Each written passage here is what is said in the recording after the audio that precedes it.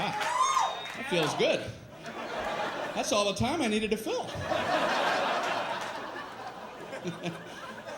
I appreciate that. Thank you, man. Feels great.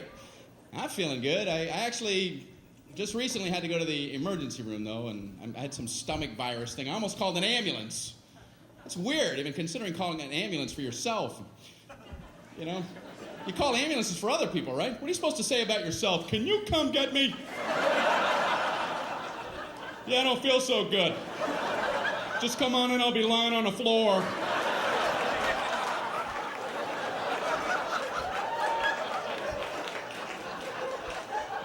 I'm just looking at the phone going, I don't know how to do this. I don't know what to do. It was at night, so I drove myself to the emergency room. That's a nice, relaxing drive.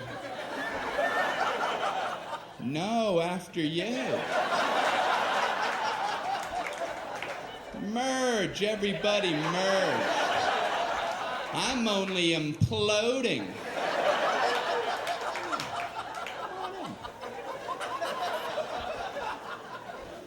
So I pull up at the entrance to the emergency room. No valet parking. I mean, if that's not the biggest oversight in our solar system. If there's ever a time where you want to go, can you park this because I need to collapse immediately? But no, I'm circling around a parking lot. Can I park there? I think I'm going to die. I'm dying too. Okay, go ahead. Yeah, I'll go up a couple levels.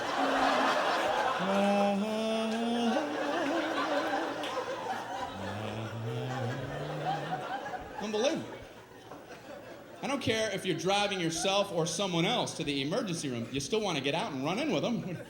Are you supposed to drop somebody off and go park a car? Okay, you go in.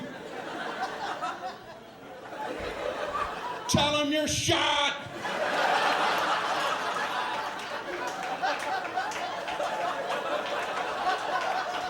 Ask them if they validate.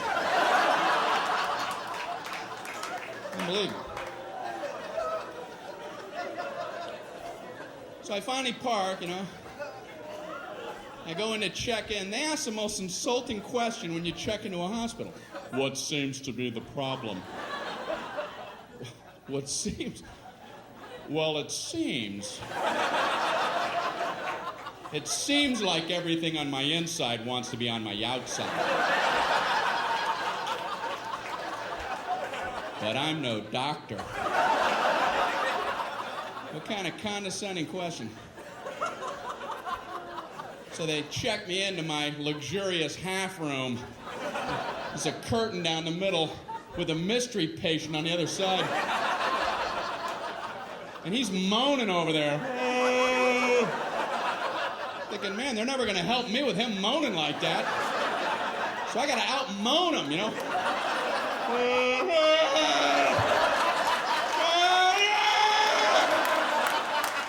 Quit moaning, we're all hurting.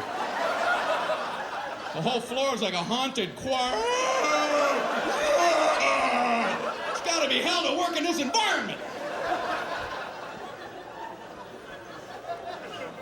So I'm killing time writhing. Nurse finally comes in. How are you doing tonight? I'm on a gurney. You have a painkiller or something? This is killing me. So she goes, how would you describe your pain? It's killing me. I don't know if you remember that part. Ouch. What are we playing, that pyramid game? Excruciating. Horrific. Would rather have shards of glass in my eyes. How do I convey this to you? So she asks, how would you rate your pain? 4 stars. 2 enthusiastic thumbs up. She goes, how would you rate it on a scale of 1 to 10, with 10 being the worst? Well, You know, saying a low number isn't going to help you. Oh, I'm a 2. Maybe the high 1s, and you could get me a baby aspirin and cut it in half. And maybe a Flintstone vitamin, and I'll be out of your hair. You can go 10 to all the 3s and 4s and such, if anyone's saying such ridiculous numbers. I couldn't bring myself to say 10, though, because I had heard the worst pain a human can endure is getting the femur bone cracked in half. And I don't know if that's true, but I thought if it is, they have exclusive rights to 10. And now I'm thinking, what was I worried about? Is there like a femur ward at the hospital? They would have heard about me and hobbled into my room. Who the hell had the audacity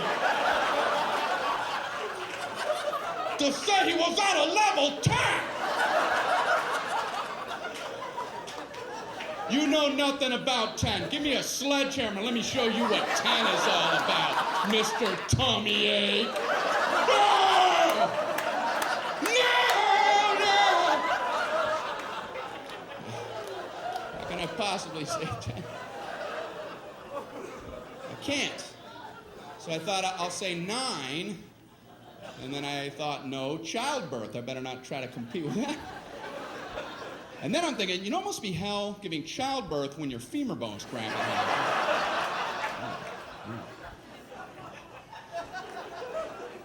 So I said, I guess I'm an 8. She goes, oh, okay, I'll be back. I'm like, oh, I blew it, man. I ain't getting nothing with 8. But she surprised me. She comes in, she goes, the doctor told me to give you morphine immediately. And I'm like, morphine? That's what they gave the guy in Saving Private Ryan right before he died. I'm like, okay, I'm a 4. I'm a 0. I'm a negative 11-teen. Morphine. So they gave me morphine. Wow. All I know is about 15 minutes later, just for the hell of it, I was like, I'm an 8 again. Guess who's an 8? And they finally checked me out. I'm walking down the hall going, say 8, say 8, say 8, say 8. Happy 8 day. Did you get some 8? Did you get any 8? What am I throwing? You can't throw a number. All right. Johnny Appleseed. Did you get any 8 over there? I don't understand my own visuals. All right. Up here throwing numbers around. So they sent me to my regular doctor for a follow-up, and I was nervous going because my cholesterol. I knew it was going to be high because last year it was high, and I hadn't done anything different. What are the odds your cholesterol is going to plummet for no reason? Come on, 200, come on! 337, how can that be? I had Burger King coupons in my pocket. It's inexplicable.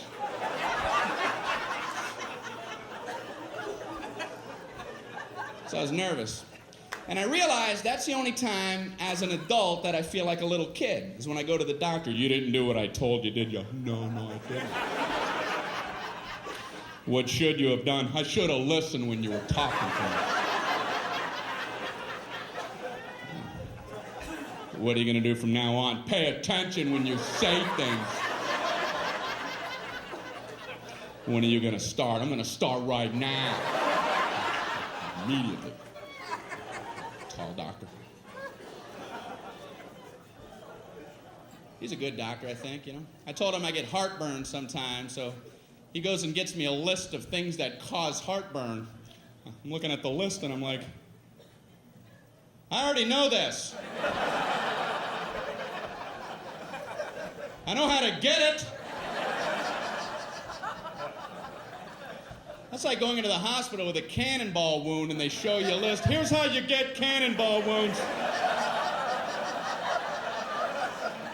I have a cannonball wound. It's gaping. Do you have a tube of cannonball wound ointment?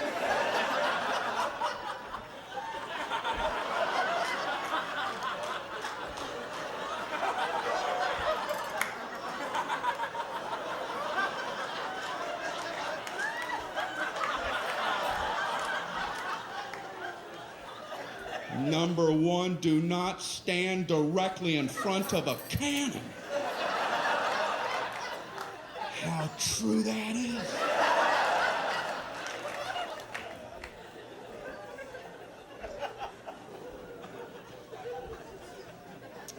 So, my doctor looks at me and says, you should probably drop a couple pounds there, Brian. Thank you. Only your doctor has carte blanche on insults. He just insults you for a while, and then you pay him for the insults on the way out. Boy, you should lose some weight, and those moles are looking pretty weird. All right, how much for that, Doc? When can we get together again? Big fat mole man walking out of your office. Thanks for the confidence boost. I'm off to the Macy's Day Parade. Grab a rope! What does he care? You're big and you're ugly. Next. He does care. Doctors are good people. That's why they avoid the word pain. It's a buzzword. They won't hit it a lot. They don't want to scare anybody. Doctors will tell you all about pressure. They'll tell you all about the pressure you're going to experience.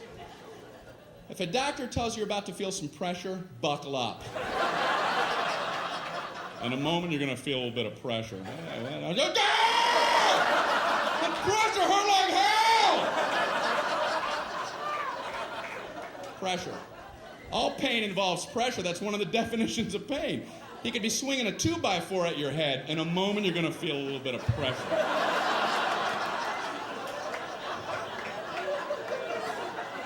Hey, bring it on. I'm good under pressure. I like pressure situations.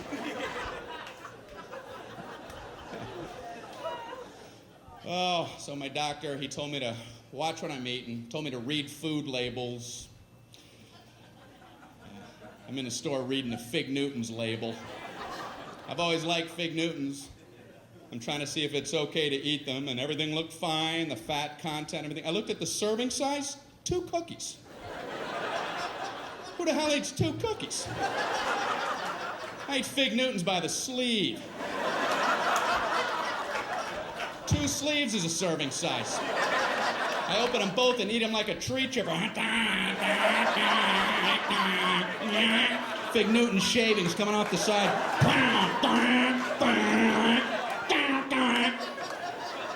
Then I put a Newton catcher and empty that bag out as a snack. What the hell are they talking about? 2 Fig Newtons. They're the size of a postage stamp. You want another one? Oh, I don't know. I've already had 2 whole entire Fig Newtons. Maybe I could try to muscle one more down, but I don't think I'm gonna. Right, I'm stuffed to the rafters. They're nuts. We got an ER here. We got a 3 Fig Newton eater. How many did he have? What is he, nuts? Doesn't he read?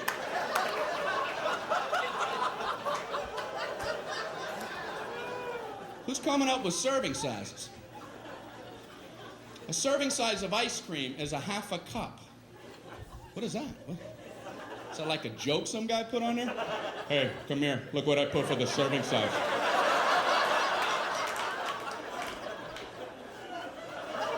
Did you see? I just did it as a joke, but they're going out like that. I don't know what to do. Just let it go. I guess there's nothing you can do now.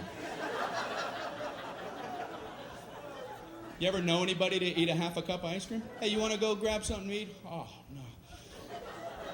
I had a 1/2 cup of ice cream. Yeah, a whole 1/2 cup. I just kept eating and eating and eating. I must have had 2 spoonfuls.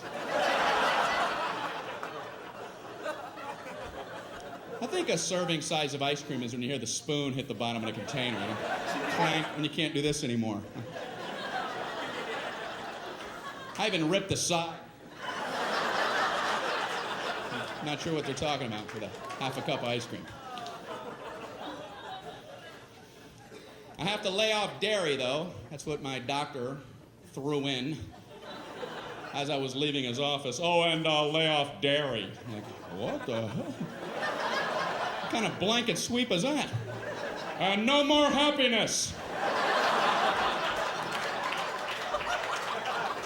Away with you! What does he care?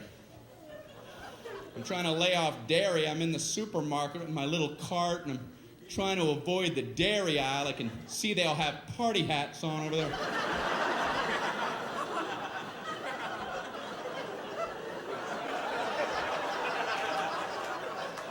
I'm in the juice aisle, slooped over with juice people.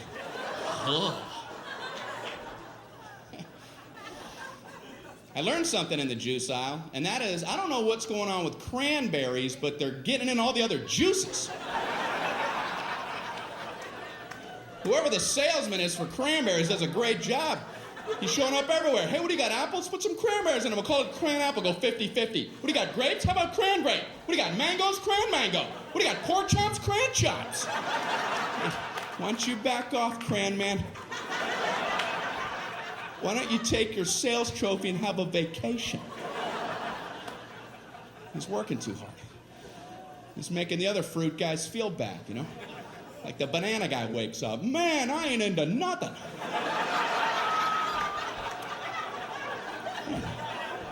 Cram man's all coupled up. You gotta get cracking, banana man. You gotta get on a stick. My doctor also told me to, eat more fruit. So I had some Pop-Tarts this morning. Nice thin layer in there. You ever look at a Pop-Tarts box? They have directions on there. Can there be a simpler food item than Pop-Tarts? Like if the directions weren't on there, would somebody, what the? How do I get that goodness in me?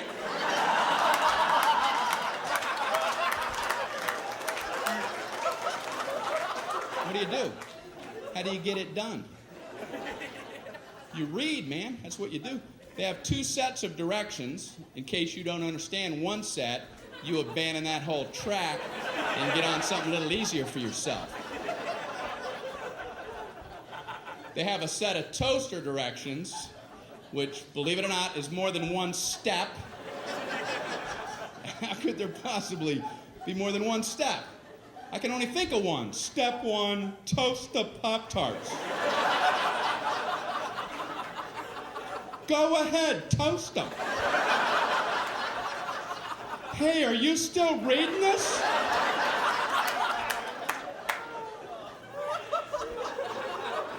But they've managed to break them into smaller increments. These are some of the actual steps. I would love to be in the room watching somebody who has to consult these toaster steps. Okay, number 1, remove pastry from pouch.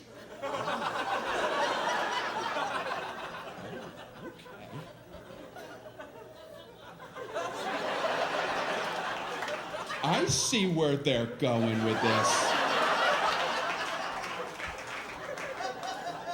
We're banging on all cylinders now.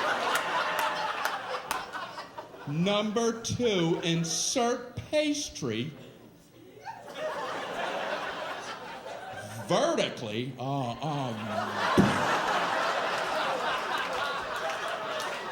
They're reading toaster direction. You're going to throw the vertical concept at them?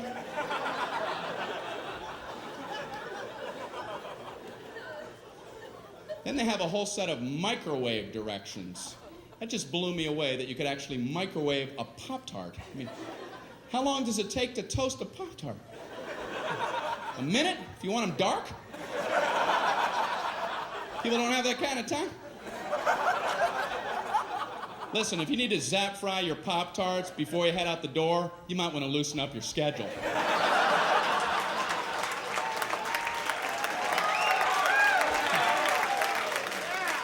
And I swear it says microwave on high for 3 seconds. I don't think I want to wake up and be eating in 3 seconds. The alarm goes off, put them in ding, it's late, I gotta get out of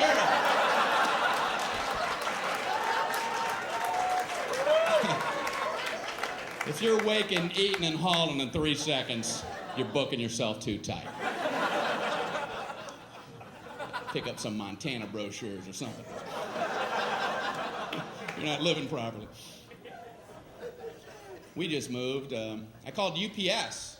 to ask them to help out with some boxes. And they're a good service, but you have to have information ready about your boxes before you even call them. I had no idea. I called them up. Yeah, I have 10 boxes if you come pick them up. We need to know the weight and the girth. Okay, goodbye.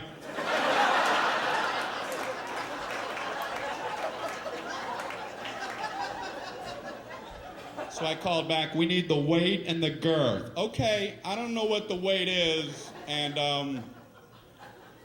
I don't know what girth means. So now what's the procedure?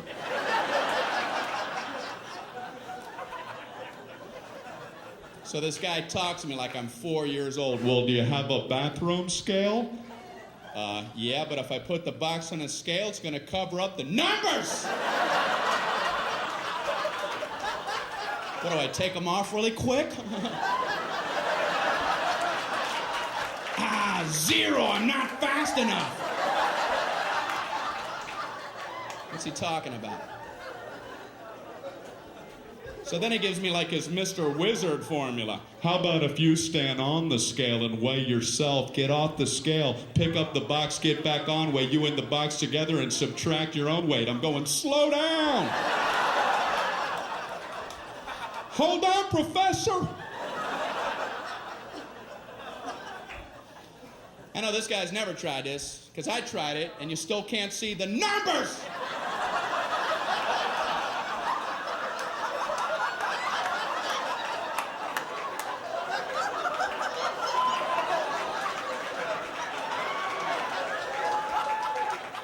What am I, Mr. Olympia?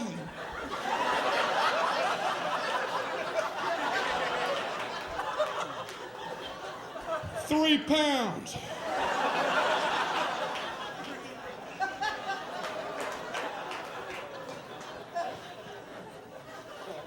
Then I had to hang up in the middle of his girth formula. He kept assuring me it was easy. You know, the girth is very simple to figure out. You take the length and you double that by the smaller of the height after you triangulate the hypotenuse from the third side. Okay, I gotta go.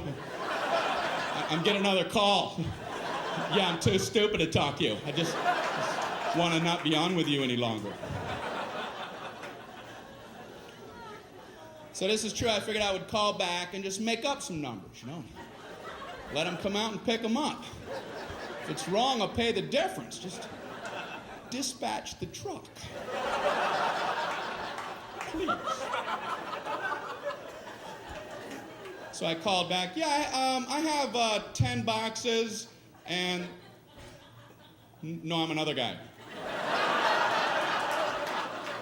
Yeah, and they all weigh exactly 22 pounds, and they'll have a girth of 3. 3 what? 3 girth units.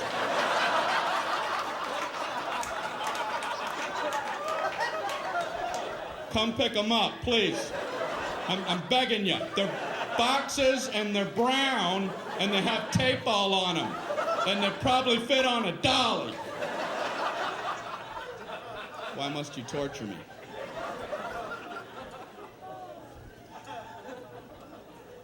We needed a refrigerator for our new place, and I've never bought a refrigerator in my whole life. I went into the appliance store. There's like 900 of them lined up. There's a salesman there.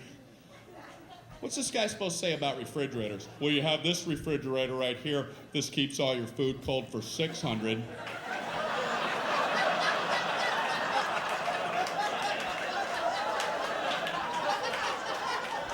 You've got this refrigerator. This keeps all your food cold for 800.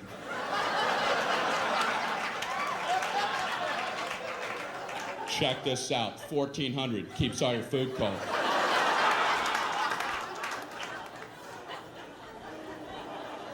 So this guy's working me on this one. I've never seen a guy work so hard. This one is a very nice refrigerator. It has a meats drawer. And what you do with that, you would put meats. Whatever varieties that you would choose. These would be your meats. So there's no requirement on the types of meats. You could pick bacon,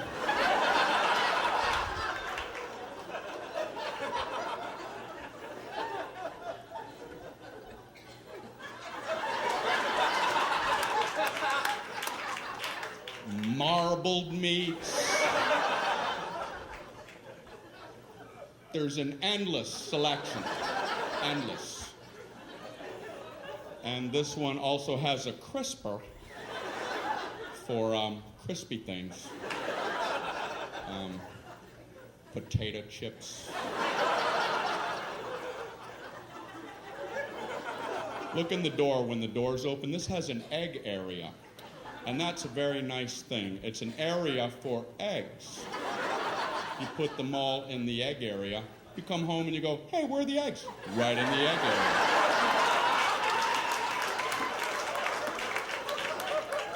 And they're all written in cursive, and that's a real nice feature. It is. That is a nice touch.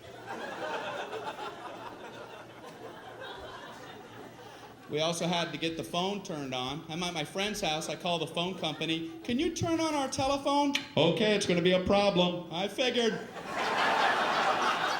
How? Why? It's just going to be a big nightmare. That's our policy.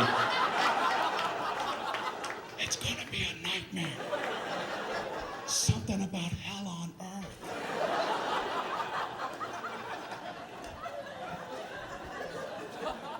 It's different than I thought. I didn't know how it worked, so I asked him, how does that work? Do we have to wait in our home for a few days for the phone people to come out?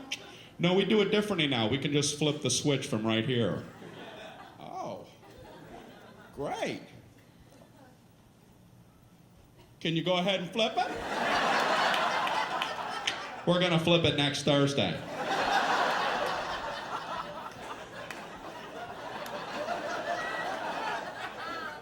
Can you flip it right now? We're going to flip it Thursday, late, or Friday, or sometime in November. Can you see it from where you're at? Can I come down and flip it? What do I know? I guess there's only one flip switcher and he has a lot to get to.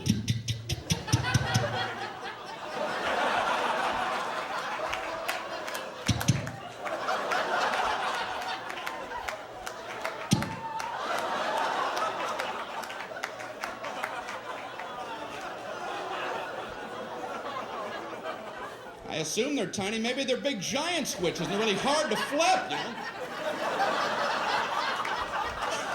Man, he's never gonna get to my house. I want to go down here and cheer him on. Go, switch flipper, go! Flip them switches! Flip them good! Switch flipper! Get him riled. That was great, man. So I had to use a phone to book the flight to come here, and the reservationist gave me a confirmation code. And like I'm an idiot, she gives it to me like this. Mr. Regan, your confirmation code, jot this down. It's B as in boy. Oh, okay. P as in Paul. Slow down. K as in kite. Oh, I know kite. I know all about kite. And Q as in quagmire. Give me another word. I want to fly so badly. I called back to confirm the flight. She wanted to know the confirmation code. I don't know about you, but I feel like an idiot trying to quickly come up with words for letters, and I'm panicking on the phone. The confirmation code, it's B as in, oh man, baked beans.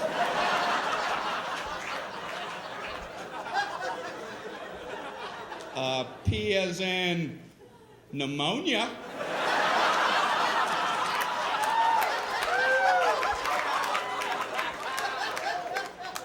K as in Gaddafi. And Q as in Gaddafi.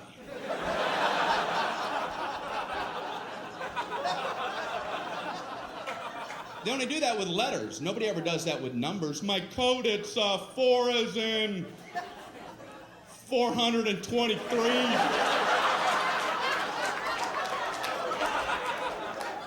2 as in 2,941.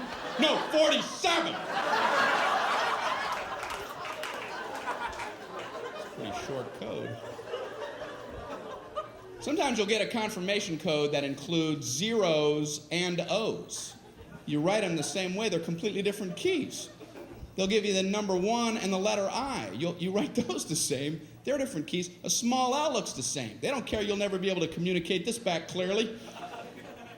I'd like to give a code to these people for their big vacation. Here's your confirmation code. You're going to need this for your vacation. Are you ready? Okay, it's 1I 10000I10001I small L. Yes. Bon voyage.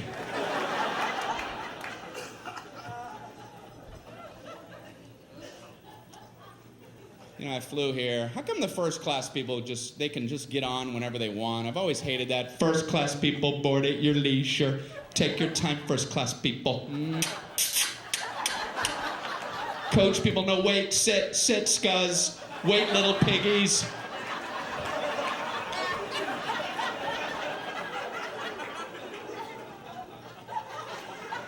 So when you do get on, the first class people, they're already sitting there. They're all sprawled out in their big thrones. Bring me the head of a pig.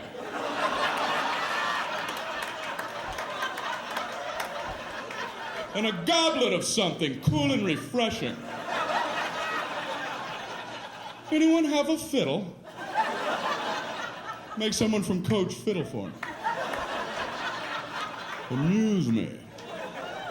They have fiddles in the overhead racks up there.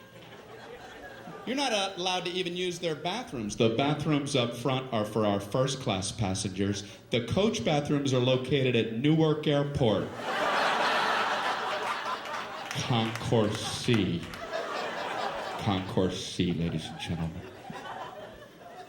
So when you do board, the first class people, they're sitting there. A lot of them are working as you're boarding. They have computers out and calculators. They're looking up at you like, hey, we're making money right now.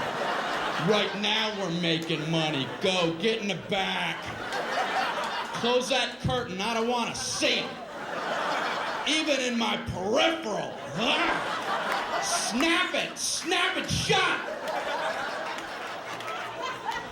What's the matter with us? They got to cover us up with a tarp. And you go in the back, everybody has coloring books. Hey, come here, where was you? Where was you at? You're in the middle, and there's 9 of us, and you're in the middle, and we have all the armrests, so you gotta sit like this. You gotta figure out a way to eat your snack while your elbows are touching. You gotta learn how to twist your little plastic utensil.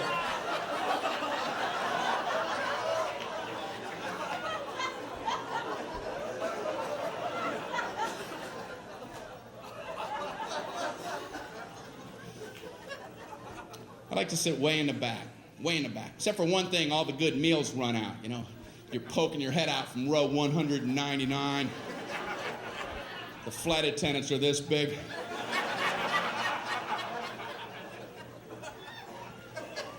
You can hear the good meals getting snagged. We have a turkey sandwich, a chicken quesadilla, and a cold fish head. I'm just...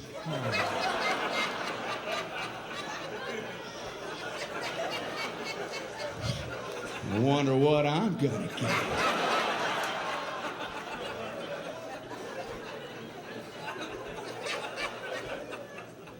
So when they get to the back of the plane, they have to do that flight attendant psychology game and pretend like the good stuff never even existed. It never even was. Would you like a nice cold fish head? They're frozen solid, frozen head of fish. The eyeballs in there and the skeleton's coming out. It comes with a turnip and a spork. I was wishing you'd have one of them left, wishing upon a star.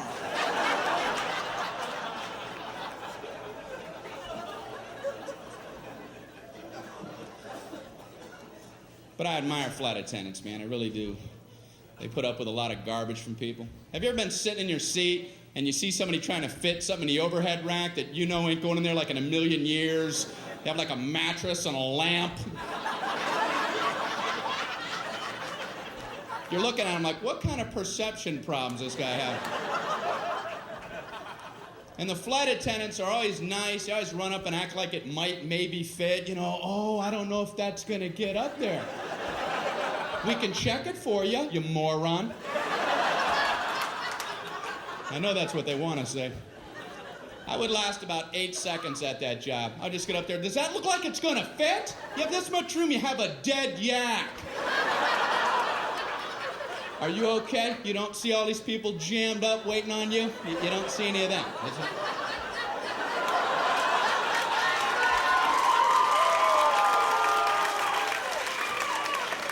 Oh, this is your world. It's all about you. You let us know when you're all set, Captain You Planet.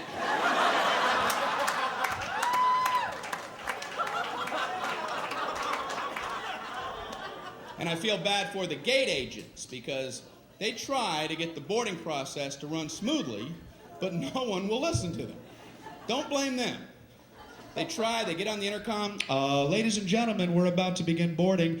If we could ask for your cooperation, would you all please remain seated until your row has been called? Everyone, please remain seated. Everyone, please back away from the gate. Please back away from the gate. Somehow, by the time that comes out the speakers, it must sound like, everybody up and rush the door. Everyone, immediately try to squish your fat butt simultaneously in the small gate door area. Hurry. Push and shove, everyone. Push and shove. Do whatever you have to get on board. This is the last helicopter out of Vietnam.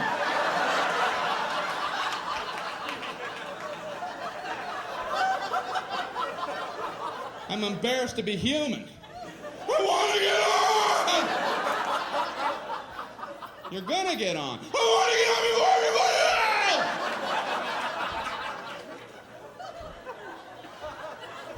Why?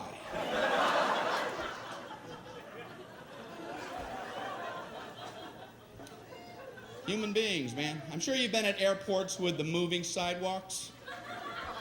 Right? You know the whole stand right, walk left concept? Well, for some people, unlearnable.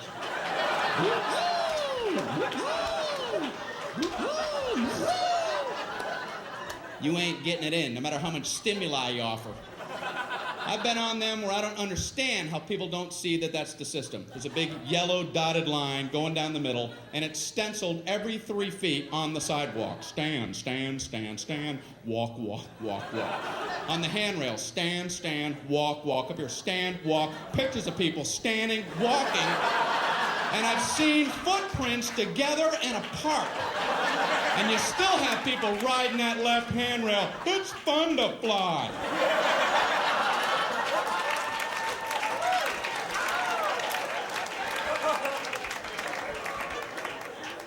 Watch them close, because they're the ones at the end of the moving sidewalk. Whoa.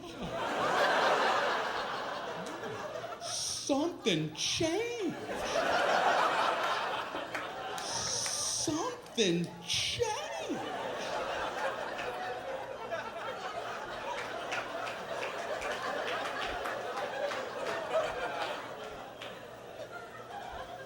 I'm trying to get into inventing, and that's hard.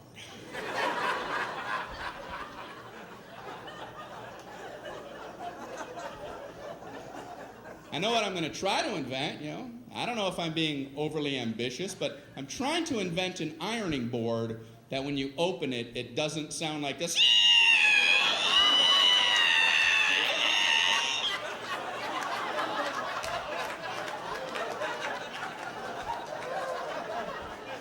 Every ironing board I've ever opened sounds like a witch being boiled in oil.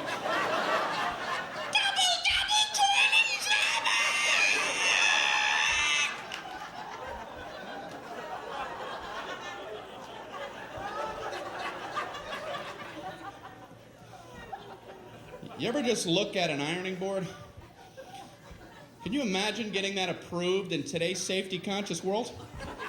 What did you want to get an approval on? I call it an ironing board. I want to have like a surfboard-shaped device about this high, and I want to support it with 2 thin crisscrossing poles so the center of gravity is precariously high. So the slightest nudge would be sure to topple it. Then I want to put a big hot metal thing on the top of that with water, the temperature of lava oozing out the sides and dripping off the board for burn wounds. I want one side to be a white hot heat for scarring. I want the sheer weight to be able to cause blunt force trauma. And I want the whole thing to come to a point for puncture wounds. Ooh. I don't know. It seems a little unsafe for adults. I'm not finished. I want a cord coming down so you get the toddlers involved.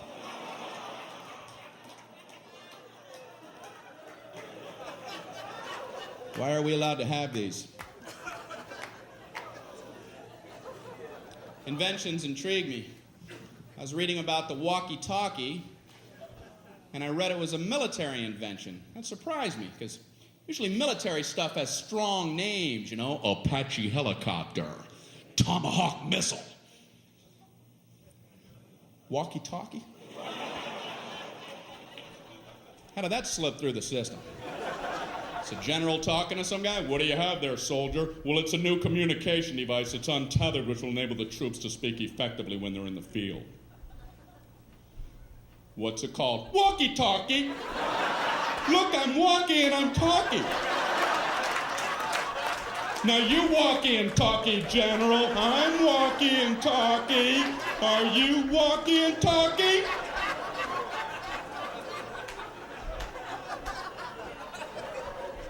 I like it, soldier. What's this explosive device? The whammy-kablammy. And this is the Rudy-Tooty aim and shoot. Walkie-talkie. I'm wearing new contacts. I just had my prescription changed after 6 years. You ever wait that long? Then you get new lenses. You're like, man, I could have been seeing things. How can instantly improved vision not be at the top of your to-do list? I'll see tomorrow. I don't have time. I don't have time to see clearly. No, I don't. No, I can't do that. You see what's on my desk? So I go in for the eye exam. I don't know about you, but I concentrate like crazy during the eye exam. You don't want to get a D on that thing. End up with these big, thick Coke bottle lenses. I didn't take it serious.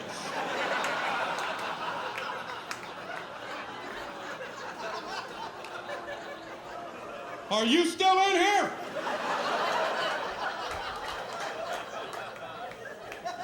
I'm just seeing shadows and shapes. It's important. They don't call it a quiz. So I go in there, I sit in that big chair, he slides that big giant thing on my face. Are these my glasses? What happened to me? That'd be a hell of a pair of glasses. Do I like it better like this or like this?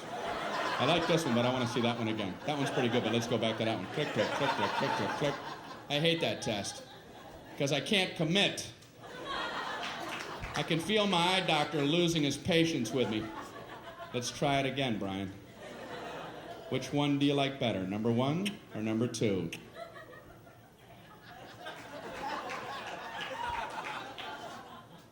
I don't like either one of those. Yeah, but that wasn't the question I asked, was it? I asked you which one you like better, and I was careful to phrase it that way. So why don't you keep that in mind while we try it yet again? Which one do you like better, number 1 or number 2?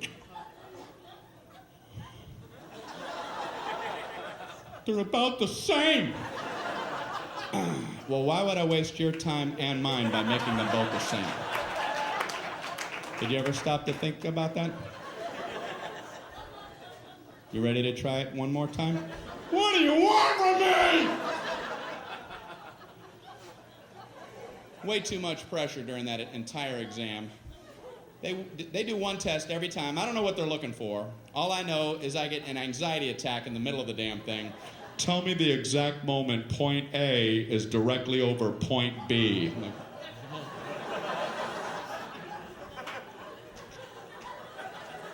now! No, now! Now! Then! I don't know when it happened. I'm worried if I'm off by an eighth of a second, I'll get these big, giant Hubble coming attraction glasses. So you must have messed up that A-B test. Did I ever? Grand opening. What are they helping me with? My ability to watch cars pass on the highway? They pass now! And they pass now! Man, how do you do it?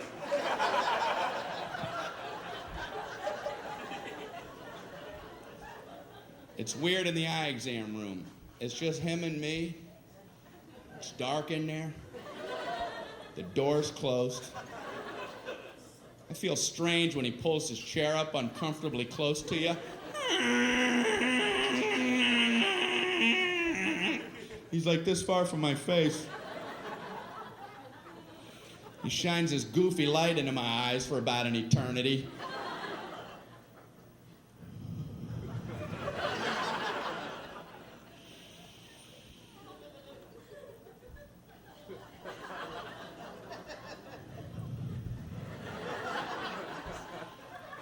How you doing there? I'm a little uncomfortable. Can you back up a tad? Are you looking at my soul?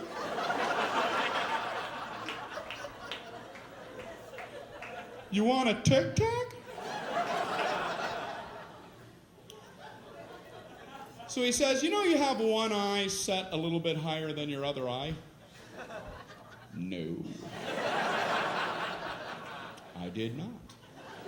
He goes, it doesn't affect your vision or anything. I just thought you might want to be self-conscious for the rest of your life.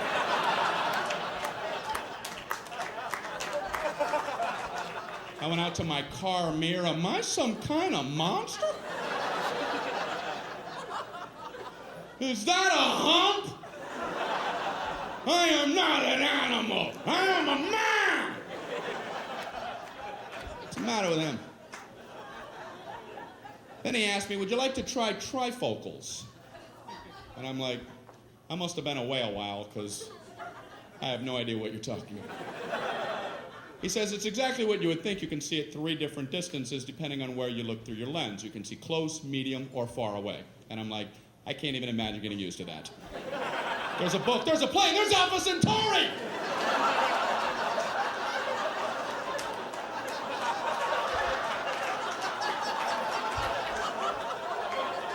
Do people need this kind of range? Is that a fly on my nose? Is that a comet? I'm actually kind of quiet off stage. A lot of people don't realize that. I was at a dinner party recently. A bunch of people that I don't know. One guy talking plenty for everybody. And then me, myself, right? And then I, and then myself, and me. I couldn't tell this one about I because I was talking about myself, and then me.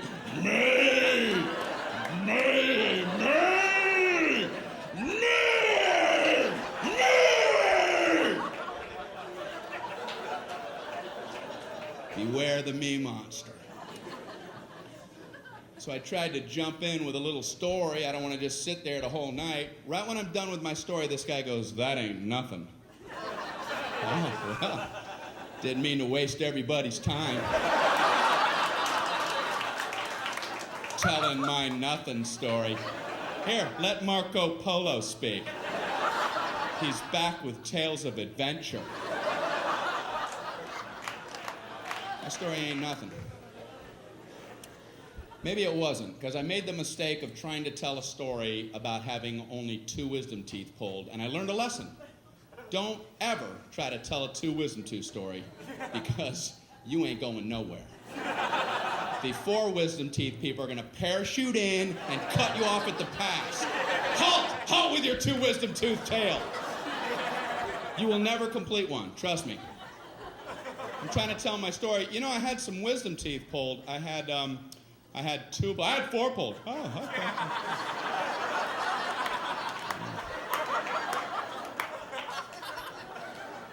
No 5, no 9. I had 9 wisdom teeth pulled. All of mine were impacted. They were all coming upside down. The roots are wrapped around my tongue, coming out my nose. They were tusks. I was a warthog. No anesthesia. They pulled him out with pliers. I was eating corn on the cob that afternoon. Pin the blue ribbon upon his chest. That knocks the socks off of my wisdom tooth tail. Why do people need to top other people? I've never understood it, and I see it all the time. Obviously, people get something out of it. At best, people wait for your lips to stop. Yeah, as soon as... Okay, you, me!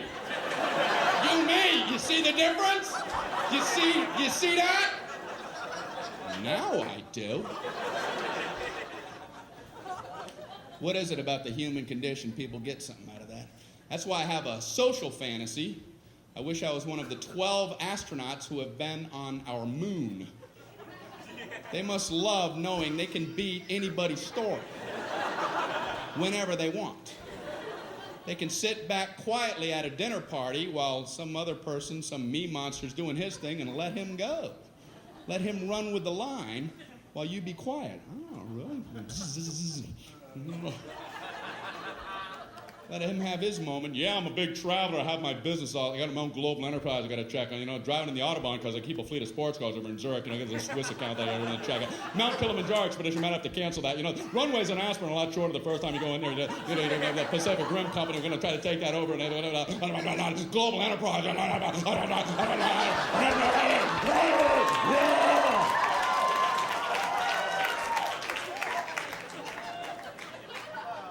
I walked on the moon.